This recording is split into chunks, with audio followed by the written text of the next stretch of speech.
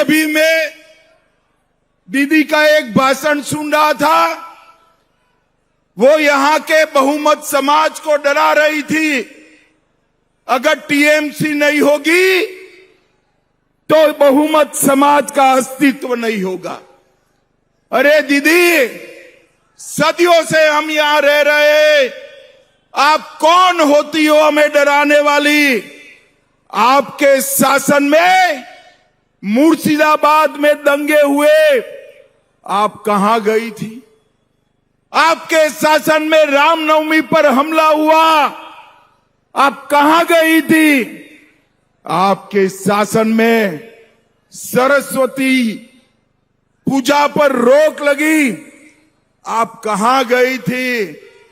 ये दीदी से डरने की जरूरत नहीं है। यहां नरेंद्र मोदी के नेतृत्व में भारतीय जनता पार्टी की सरकार।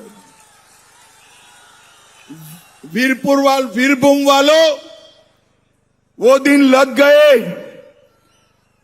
आप मेरी बात मानकर चलना।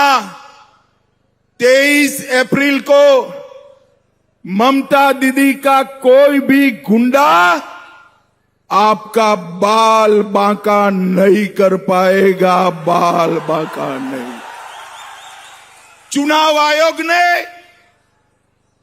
800 से ज्यादा कंपनियां भेजकर यहां पर शांतिपूर्ण मतदान की व्यवस्था करी है। किसी को डरने की जरूरत नहीं। भाइयों बहनों, ये चुनाव जो है घुसपैठियों को निकालने का चुनाव। वीरभूम वालों, मयूरेश्वर वालों, मुझे बताओ, घुसपैठियों को निकालना चाहिए या नहीं निकालना चाहिए? अरे जोर से बोलो, निकालना चाहिए या नहीं निकालना चाहिए? क्या ममता दीदी निकाल सकती है? क्या निकाल सकती है? ये भतीजा निकाल सकता है? ये तो बीएसएफ को बाढ़ लगाने के लिए भूमि भी नहीं देते हैं। हमने तय किया है कि भाजपा सरकार बनते ही 45 दिन में पूरी बंगाल की सीमा पर बाढ़ लगाने के लिए भूमि दे दी जाएगी, दे दी जाएगी। और मेरी बात याद रखना, भारतीय जनता पार्टी का वादा है कि न केवल बंगाल, देश भर से चुन चुन कर घुसपैठिए को देश के बाहर निकालने का काम हम करेंगे। भाइयों बहनों, टीएमसी के शासन में भ्रष्टाचार बहुत बड़ा मुद्दा रहा और दीदी कहती है भ्रष्टाचारियों से हमें परहेज नहीं है। अब भ्रष्टाचार और गुंडागिरी में वीरभूम से ज्यादा किसको अनुभव हो सकता है? भाई वीरभूम वालों, भ्रष्टाचार का अनुभव है या नहीं है? जोर से बोलो, है या नहीं है? मैं एक के बाद एक घोटाला बोलता हूं। मैं पूछूंगा, एक किसने किया? आप सहमत है तो बताइएगा। ममता दीदी ने किया। कैश फॉर क्वेरी घोटाला किसने किया? जोर से बोलो, किसने किया? 26,000 शिक्षकों की भर्ती में घोटाला किसने किया? एसएससी घोटाला किसने किया? नगर पालिका, नगर निगम भर्ती घोटाला किसने किया? गाय तस्करी का घोटाला किसने किया?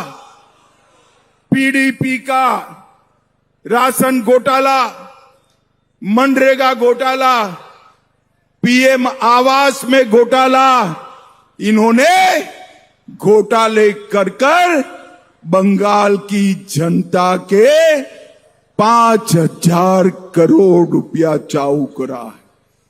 और ममता दीदी समझती है कि पैसा चाऊ हो गया। मैं सारे भ्रष्टाचारियों को कहकर जाता हूं, भाजपा सरकार बनने के बाद घोटालों की पाई पाई आपको बंगाल की जनता को वापिस देने पड़ेगी, वापिस देने पड़ेगी। मुझे बताओ भाइयों बहनों, बंगाल की गरीब जनता का पैसा एक खा गए हैं, हमें वापिस लेना चाहिए या नहीं लेना चाहिए?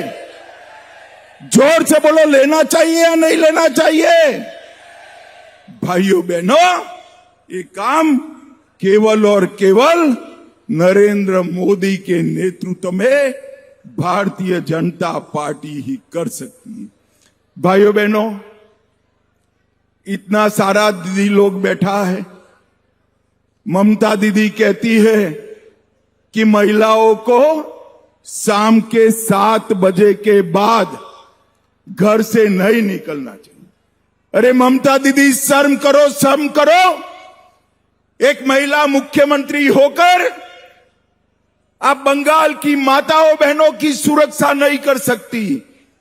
मैं आपको विश्वास दिलाता हूं, कमल फूल की सरकार बना दो, हम रात को 1 बजे भी छोटी बच्ची स्कूटी पर निकल पाए, इस तरह का बंगाल बना कर देंगे।